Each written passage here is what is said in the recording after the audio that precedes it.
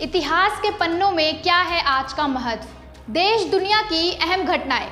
BJP के लक्ष्मण प्रमोद महाजन का निधन। विश्व प्रेस स्वतंत्रता दिवस की घोषणा। पहली भारतीय फीचर फिल्म राजा हरिश्चंद्र प्रदर्शित हुई। आप देख रहे हैं अखबार। नमस्कार, मैं हूं निकिता सिंह। आप देख रहे हैं अखबार। तारीख 22 अप्रैल 2006। बीजेपी के कद्दावर नेता प्रमोद महाजन का मुंबई के वर्ली स्थित घर उनके छोटे भाई प्रवीण महाजन उनसे मिलने पहुंचे थे। दोनों भाइयों में किस बात को लेकर 15 मिनट तक बहस हुई। आवेश में आकर प्रवीण ने रिवॉल्वर से प्रमोद पर 3 गोलियां चला दी। उन्हें हॉस्पिटल ले जाया गया, जहां 3 मई 2006 को उनकी मौत हो गई। बात अटल बिहारी वाजपेयी के प्रधानमंत्री बनने की हो या लाल कृष्ण आडवाणी की रथ यात्रा की, महाराष्ट्र में शिवसेना से गठबंधन की हो या शाइनिंग इंडिया का मंत्र देने की, प्रमोद महाजन के जिक्र के बिना अधूरी ही रहती है। एक समय अटल आडवाणी के करीबी रहे प्रमोद महाजन उस समय पार्टी के सेकंड लाइन के प्रमुख नेता थे। प्रमोद महाजन को पूर्व प्रधानमंत्री अटल बिहारी वाजपेयी ने एक बार पार्टी का लक्ष्मण कहा था। प्रमोद का जन्म 30 अक्टूबर 1949 को महबूब नगर में हुआ था। पिता टीचर थे। राजनीतिक बहसों में शुरू से ही आगे रहते। स्कूल में कई डिबेट्स भी जीती। इसी दौरान संघ से जुड़े। उन्होंने पुणे के रानाडे इंस्टीट्यूट ऑफ जर्नलिज्म से पत्रकारिता की डिग्री ली। पत्रकारिता में मौका नहीं मिला तो एक कॉलेज में अंग्रेजी पढ़ाई। जब वे 21-22 साल के थे तब उनके पिता का देहांत हो गया। राजनीति पर पकड़ तो थी ही, पत्रकार बनने के गुण भी थे।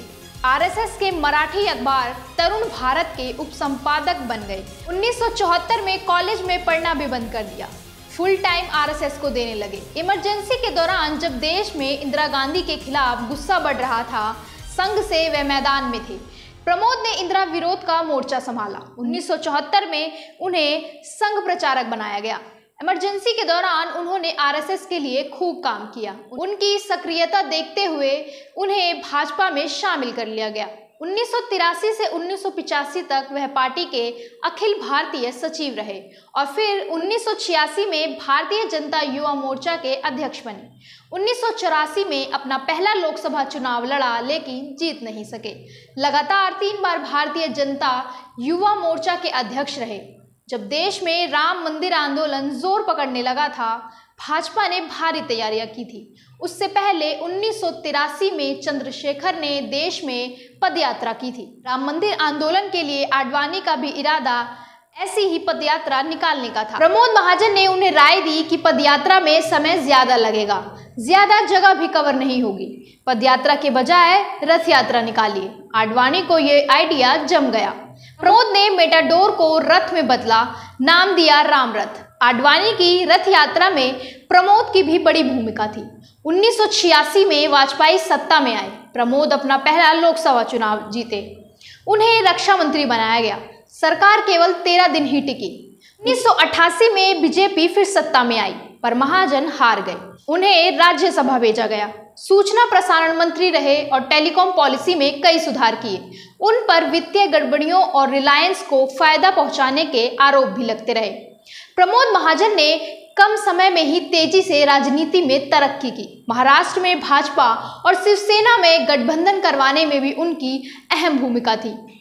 प्रमोद पर गोली क्यों चली, इसकी असली वजह कोई नहीं जानता। कहा जाता है कि पारिवारिक संपत्ति को लेकर दोनों भाइयों में विवाद चल रहा था। अब आगे बात करेंगे युद्ध के जाबाज लेफ्टिनेंट जनरल जगजीत सिंह की। आज ही के दिन उनकी मृत्यु हुई थी। जनरल जगजीत सिंह का जन्म 1916 में पाकिस्तान में हुआ था। 1938 में उन्हें सेना में कमीशन मिला। 1964 में जनरल ऑफिसर कमांडिंग के रूप में उनको पूर्वी कमान की जिम्मेदारी सौंपी गई। 1973 में जनरल अरोड़ा सेना से रिटायर हो गए। उन्हें 1971 के भारत पाकिस्तान युद्ध में अपने साहसिक फैसलों के लिए जाना जाता है। इस युद्ध में भारत ने पाकिस्तान के 2 टुकड़े कर दिए और एक नए देश बांग्लादेश का जन्म हुआ। पाकिस्तान के लेफ्टिनेंट जनरल नियाजी ने अपनी पूरी सेना के सामने समर्पण पत्र पर हस्ताक्षर किए थे। उनके सामने थे लेफ्टिनेंट जनरल जगजीत सिंह अरोड़ा, 1971 युद्ध के हीरो, आज ही के दिन 2005 में उनका निधन हो गया था। आज के दिन 2002 में अमेरिकन मीडिया ने पाकिस्तान के जनरल परवेज मुशर्रफ के जनमत संग्रह को शर्मनाक जनमत संग्रह घोषित किया था।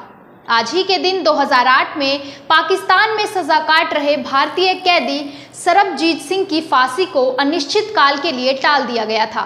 मई 1983 में आज संयुक्त राष्ट्र संघ ने विश्व प्रेस स्वतंत्रता दिवस की घोषणा की थी ताकि प्रेस की आज़ादी के महत्व से दुनिया को आगाह कराया जाए। 3 मई 1913 का ऐतिहासिक दिन जब पहली भारतीय फीचर फिल्म हरिश्चंद्र प्रदर्शित हुई, तभी इस फिल्म को भारतीय फिल्म जगत की नींव माना जाता है।